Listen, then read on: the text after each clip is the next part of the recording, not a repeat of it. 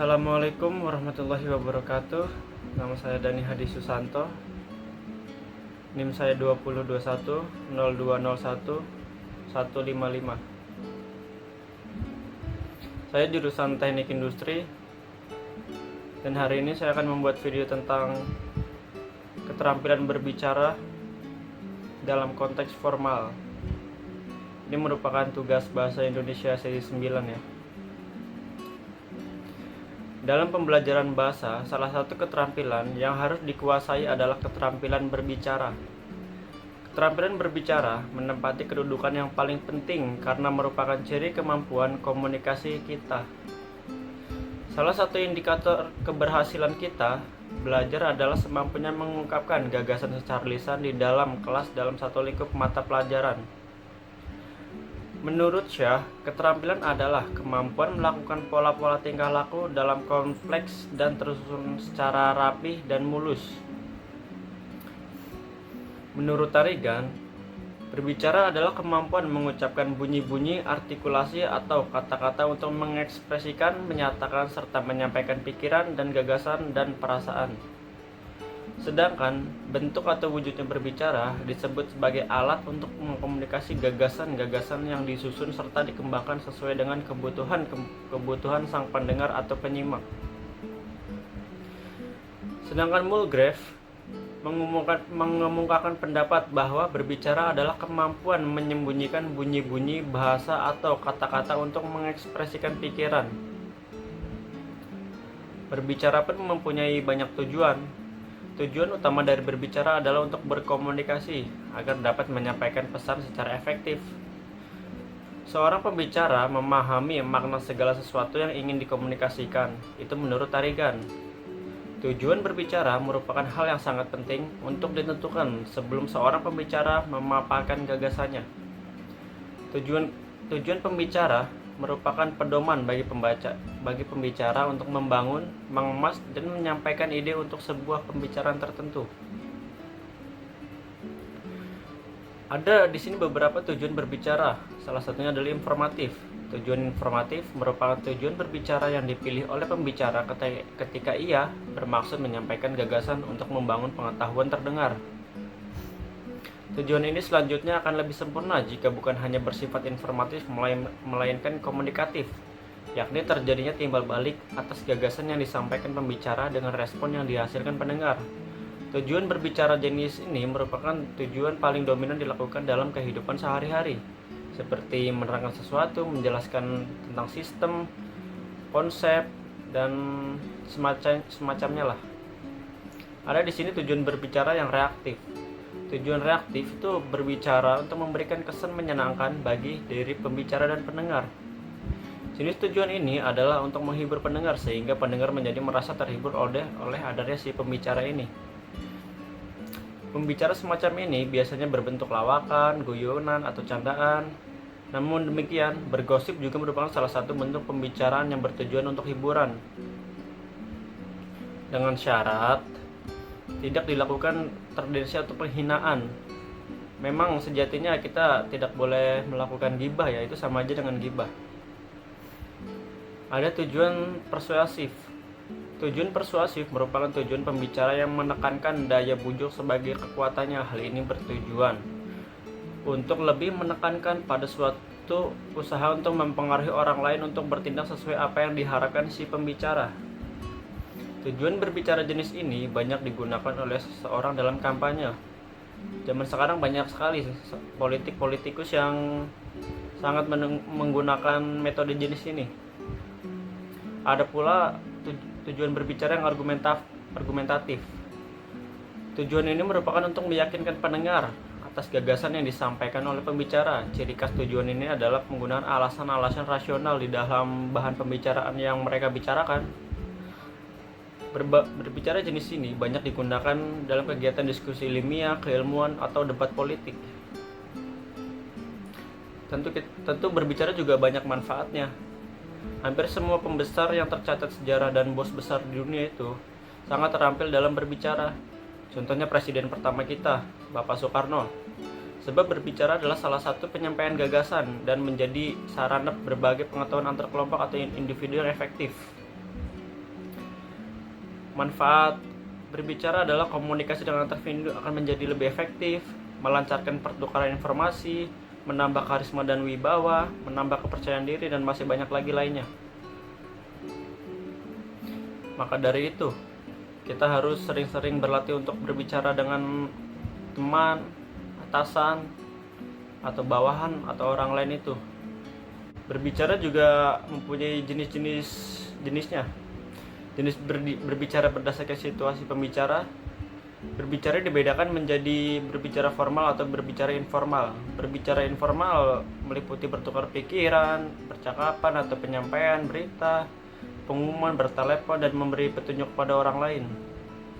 Dan berbicara formal itu seperti dalam ceramah atau berpidato atau diskusi dan debat dan yang lainnya. Banyaklah berbicara formal itu yang kita dapat jumpai di kehidupan sehari-hari kita. Ada juga jenis berbicara berdasarkan tujuan pembicara. Tujuan pembicara pada umumnya dibagi menjadi 5 jenis.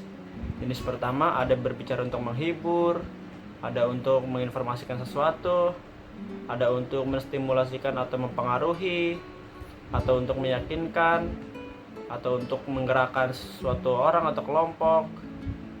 Ada juga jenis berbicara berdasarkan jumlah pendengar.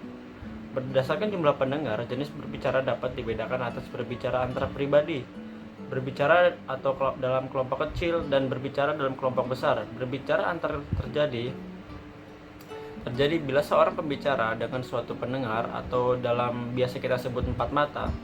Berbicara dengan kelompok kecil terjadi apabila ada kelompok kecil. Jumlahnya bisa mencapai 3-5 orang. Berbicara dalam kelompok kecil ini sangat bagus untuk belajar kita sehari-hari ya. Agar kita tuh menjadi lebih pede dengan atau lebih percaya diri dengan kemampuan kita. Ada juga jenis berbicara tentang peristiwa khusus. Banyak peristiwa khusus yang terjadi di negara kita ini ya. Ada jenis berbicara ini dapat dibagi menjadi 6 macam, yaitu bicara video presentasi, penyambutan, perpisahan, atau jamuan perkenalan, dan nominasi dan yang lainnya ya. Ada juga tentang faktor-faktor berbicara untuk mempengaruhi kemampuan berbicara. Ada kepekaan terhadap fenomena. Faktor ini berhubungan dengan kemampuan si pembicara ini untuk menjadikan sebuah fenomena sebagai sumber ide. Seseorang pembicara yang baik akan mampu menjadikan segala sesuatu atau yang ada di sekitarnya, walaupun sekecil apapun itu, sebagai ide baru untuk mereka. Sebaliknya, seseorang tidak tanggap atau tidak peka terhadap fenomena tidak akan mampu menghasilkan gagasan walaupun sebuah peristiwa besar selalu terjadi. Ada kemampuan kognisi atau imajinasi ya. Kemampuan ini berhubungan dengan daya dukung kognisi atau imajinasi pembicara. Pembicara yang baik akan mampu menentukan kapan ia menggunakan kemampuan kognisinya untuk menghasilkan pembicara dan kapan ia harus menggunakan imajinasinya. Kemampuan berhubungan ini dengan tujuan pembicara yang akan ia lakukan. Kemampuan ini juga berhubungan dengan berbicara kepada seseorang atau seorang pembicara yang mengalami kelainan dengan organ penghasil bunyinya akan mengalami hambatan ketika berbicara. Misalnya seseorang yang cadel atau kesulitan melafalkan huruf R. Banyak sekali orang-orang di negara kita ini ya yang cadel. Kemampuan psikologis berhubungan dengan kejiwaan pembicara, misalnya keberanian, ketenangan, atau daya adaptasi psikologi ketika berbicara. Seseorang yang mampu mengemas ide dengan baik saja kurang mampu menyampaikan ide tersebut secara lisan karena terganggu oleh keterangan ketika berbicara, atau bahkan ia tidak menyampaikan idenya karena tidak memiliki keyakinan atau gugup, atau mereka merasa kurang berani atau kurang percaya diri dalam menyampaikan pendapat yang ia punya. Ada kemampuan berbicara tentang performa. Kemampuan performa lebih ini berhubungan dengan praktik berbicara. Seseorang pembicara yang baik akan menggunakan berbagai gaya yang sesuai dengan situasi, kondisi, dan tujuan pembicaranya. Gaya juga berhubungan dengan perilaku ketika seseorang melakukan pembicara secara ekspresi, kesanggupannya membangun komunikasi interaktif, dan bahkan berhubungan penampilan berpakaian pembicara. Berbicara juga mempunyai banyak prosedur. Berbicara yang baik adalah pembelajaran berbicara yang berdasarkan pada proses berbicara itu sendiri. Artinya, pembelajaran berbicara harus dilakukan berdasarkan tahapan berbicara yang secara natural dilakukan dalam kehidupan sehari-hari. Proses yang dimaksud meliputi tahapan penangkapan ide, pembangunan ide, pengemasan ide, hingga tahap akhir penyampaian ide. Sejalan dengan kondisi ini, pembelajaran berbicara hendaknya dilakukan dengan mempertimbangkan kemasan pembelajaran yang struktur dengan baik yang tercermin lewat prosedur pembelajaran bertahap. Ada beberapa tahapan di sini, yaitu tahapan pertama merupakan tahapan yang harus dilakukan kita dalam membangun ide dalam pikiran yang akan disampaikan dalam kegiatan berbicara. Kita harus dibiasakan untuk memanfaatkan berbagai situasi berbicara dalam kehidupan sebagai sumber ide. Kita harus dibiasakan untuk memanfaatkan berbagai situasi berbicara dan kehidupan sebagai sumber ide baginya untuk berbicara. Kegiatan rutinitas berbicara dan kegiatan interaksi yang dialami kita selanjutnya harus mampu dikemas oleh kita menjadi sebuah ide atau rancangan informasi yang akan disampaikan pada saat berbicara. Ada juga tahapan pemilihan. Dalam tahap ini kita melakukan berbagai aktivitas mental untuk membangun, mengembangkan, dan mengemas ide. Kemampuan berbahasa merupakan kemampuan yang penting yang harus dikuasai kita pada tahapan ini, sehingga dalam prakteknya pengajar harus mampu secara langsung mengembangkan kemampuan berbahasa kita. Kemampuan ini terutama berkenaan dengan unsur kebahasaan meliputi kata, frasa, klausa, dan kalimat atau dalam hal tata bahasa. Ada juga tahapan pemproduksian. Pada tahapan ini kita secara langsung melakukan pembicara berdasarkan konteks dan tujuan tertentu guna meningkatkan kemampuan komunikasi kita ini. Kita hendaknya dibekali pengetahuan terutama tentang penguatan artikulasi atau pengucapan dan tata bahasa.